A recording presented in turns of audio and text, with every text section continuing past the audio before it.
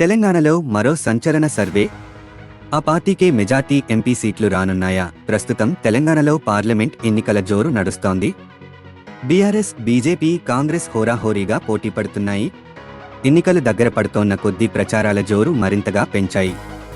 MP అభ్యర్థులు హామీల వర్షం కురిపిస్తూ జనాల్ని మచ్చిక చేసుకుంటూనే మరోవైపు ప్రత్యర్థులపై విమర్శల వర్షం కురిపిస్తున్నారు. ఈసారి మా పార్టీనే అధికారంలోకి వస్తుందని ఎవరికీ వారు ధీమా వ్యక్తం చేస్తున్నారు.